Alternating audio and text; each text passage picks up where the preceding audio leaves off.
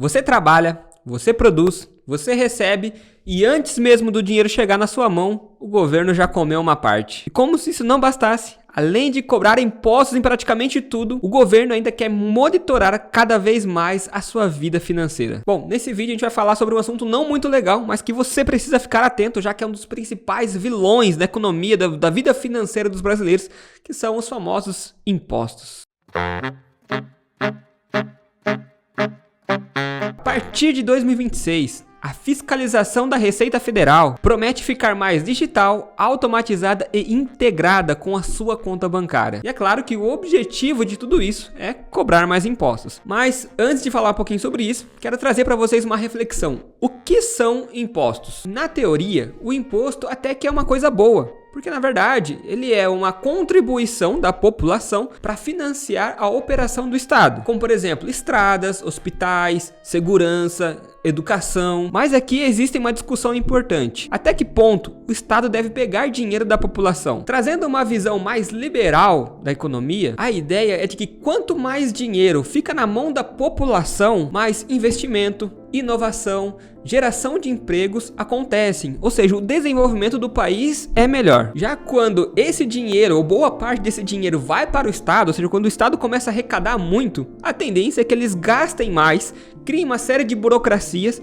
e infelizmente é o que a gente acaba vendo aqui no nosso país, onde boa parte do nosso dinheiro, ao invés de retornar para a gente como forma de melhorias, muitas vezes acaba financiando os luxos de quem comanda essa máquina pública. E quando eles gastam demais e muitas vezes não tem dinheiro para poder pagar as contas, como está acontecendo com o Brasil, que tem uma dívida pública muito alta, o que eles fazem? Cobram mais impostos. E é por isso que no Brasil a gente paga imposto em praticamente tudo. Na comida, no salário, na gasolina, na internet.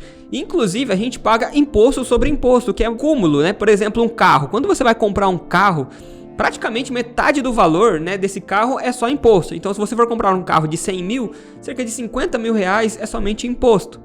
E aí, não contente com isso, o governo também ainda cobra um imposto anualmente, que é o IPVA. Ao invés de cobrar o IPVA do valor do carro, ou seja, o valor do carro era 50 mil e você paga 50 mil só de impostos. Ou seja, o valor do carro não era 100 mil, era 50 mil reais. Mas você paga 4% do valor total, ou seja, dos 100 mil reais. O mais correto ou menos fraudulento seria você cobrar 4% de 50 mil, já descontando o imposto que você já pagou quando comprou aquele carro. Mas o nosso governo quer mais, o leão ele é faminto. E aí ele cobra 4% em cima do valor total. E é por isso que a economia liberal defende que quanto menos impostos, melhor, porque a população vai saber dar um destino final melhor para esse dinheiro do que o governo. Mas ainda falando um pouquinho sobre esse cúmulo, que é a cobrança de impostos, eu quero focar apenas em um tipo de imposto, que é o imposto de renda. Esse tipo de imposto surgiu lá no século XIX, no Reino Unido, durante as guerras napoleônicas. O que acontecia? O governo, do Reino Unido precisava de dinheiro para poder financiar a guerra, não tinha dinheiro e eles tiveram uma ideia, Vamos cobrar impostos. E aí decidiram taxar as pessoas de acordo com a renda. Então quem tinha muito, cooperava muito, quem tinha pouco, cooperava pouco, mas todo mundo tinha que contribuir para poder financiar aquela guerra. E aí, os outros países viram, legal, achei legal cobrar imposto, gostei dessa ideia. E aí todo mundo começou a copiar, inclusive o nosso Brasilzão, que ama o imposto.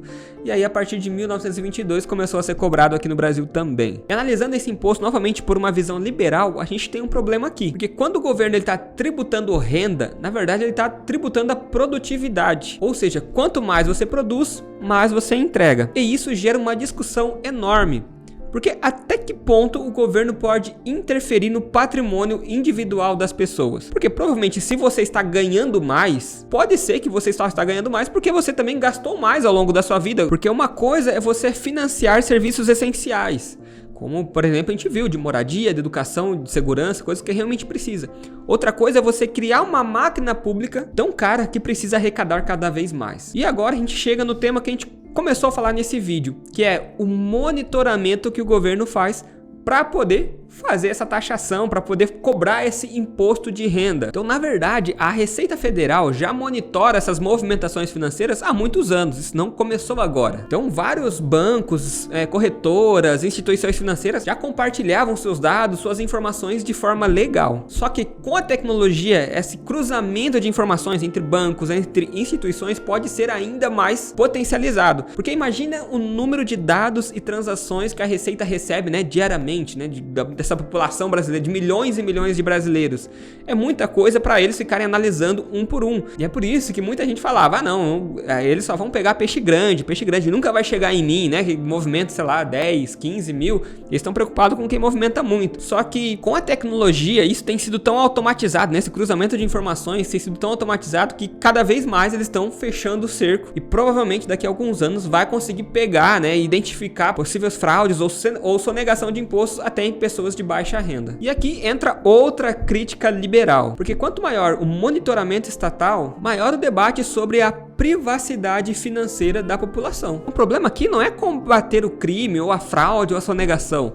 O problema é o Estado supor que toda a população precisa ser constantemente vigiada e monitorada, como se todo mundo, né, devesse para o Estado. Mas, embora caiba esse debate ou não, o mais importante é você andar dentro da lei, que é o que está vigente no nosso país, que é declarar corretamente a sua renda, pagar os impostos necessários e também estar sempre por dentro de como o sistema funciona. E para que você possa saber um pouquinho mais sobre como funciona esse sistema, também existe uma outra forma de tributar a renda, né, imposto de renda, que é sobre os seus investimentos. A gente fala aqui muito no canal sobre investimento e como se não bastasse, o governo também cobra imposto dos seus rendimentos. Então, se você colocar o seu dinheiro no cofrinho lá do PicPay, da Nubank, da Inter, quando você vai resgatar aquele dinheiro, o governo cobra em cima do lucro que você teve. Se você teve lá R$10 de lucro, o governo vai cobrar uma certa taxa. A gente tem até a tabela lá do imposto de renda que varia de acordo com o tempo, né? Mais tempo você deixar aquele dinheiro investido, menos você vai pagar de imposto, mas o nosso governo cobra ali o imposto. Então eu quero trazer para vocês aqui alguns investimentos que são isentos, né, desse imposto de renda. Então, independente do valor que for render lá, você não vai precisar pagar esse imposto, não vai ser cobrado esse imposto de renda sobre o rendimento. Então, primeiramente, a gente tem os LCIs e LCAs, que são as letras de créditos imobiliário e letras de créditos do agronegócio. Por que o governo não cobra imposto de renda desses investimentos? Porque isso é muito importante, são duas áreas muito importantes, né, para o crescimento da população, que é a parte imobiliária.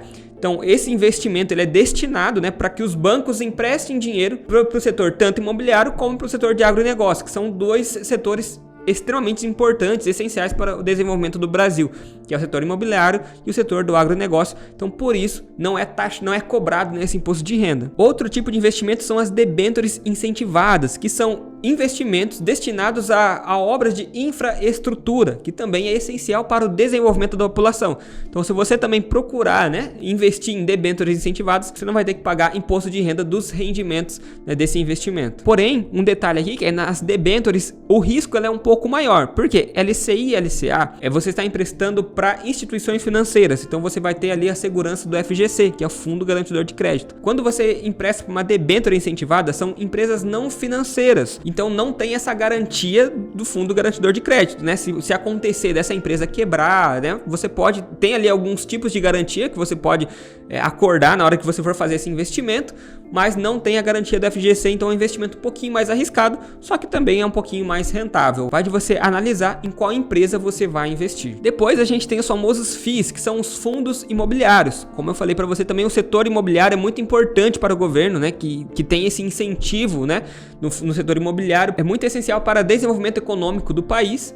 E eles também são isentos de renda no aluguel. Porque como que funciona um fundo imobiliário, né? Como se você comprasse uma cota, né, uma parte de um imóvel, e aí você tem duas formas de ganhar dinheiro com ele. Primeiro, a valorização da cota. Então vamos supor que você comprou uma cota a R$10 e quando você foi vender ela estava 15. Então você ganhou, né, R$5 por cota que você tiver. Nesse caso, você vai ter ali uma taxa de imposto de renda.